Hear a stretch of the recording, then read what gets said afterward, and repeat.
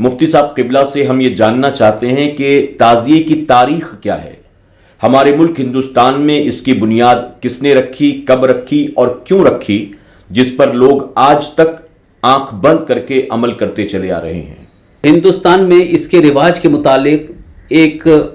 تاریخ میں یہ ملتا ہے، اب اس کی صحت کہاں تک ہے وہ اللہ بہتر جانے،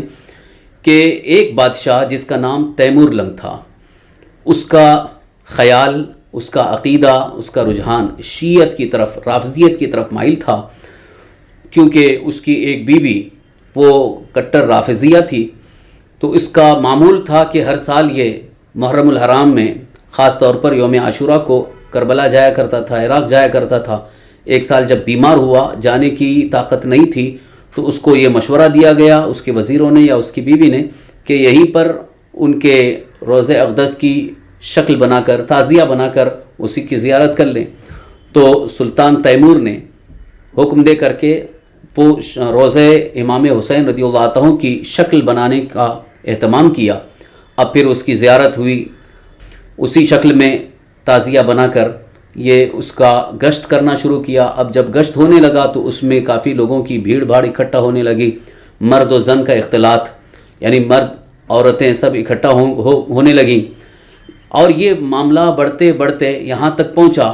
کہ اس میں بہت ساری خرافات جمع ہو گئیں۔ اسی طرح سے ناچنے گانے کا بھی موقع ملتا ہے، ڈھول باجے تاشے گانے کا بھی موقع ملتا ہے۔ یہ ساری چیزیں جلوس تعزیہ میں رواج پا گئی۔ تو ہندوستان میں جو مروجہ تعزیہ داری ہے، اسی بنیاد پر اکابر علماء اور ہمارے بزرگان دین نے اس کو سخت ناجائز و حرام اور بدعت شنیعہ قرار دیا۔ اعلیٰ حضرت امام اہل سنت مجدد دین الشاہ امام رضا قدس روح کا رسالہ، جو رسالہ تعزیہ داری سے مشہور ہے، جس کا اصل نام ہے اعالی الافادہ فی تعزیۃ الہند و بیان الشہادہ، اس میں پوری تصریح موجود ہے۔ حضرت شاہ عبداللہ محدث دہلوی رحمۃ اللہ تعالی نے فتاوی عزیزیہ جلد اول صفحہ 75 پر یہ تحریر فرمایا ہے: تعزیہ داری ہم چو مبتدعاں می کنند بدعت است و ہم چونی ساختن ذرائح و صورت و قبور و علم وغیرہ ای ہم بدعت است و ظاہر است کہ بدعت حسنہ کے دراں ماخوذ نہ باشد نیز بلکہ بدعت سیئہ است۔ اسی جلد کے صفحہ 76 پر تحریر فرماتے ہیں کہ این چوں بہا کے ساختہ اوست قابل زیارت نیستن بلکہ قابل ازالان، چنانکہ در حدیث آمدہ من رآ منکم منکرن فلیغیرہ بیدہ فإن لم يستطع فبلسانہ فإن لم يستطع فبقلبہ وذلک اضعف الایمان۔ لہذا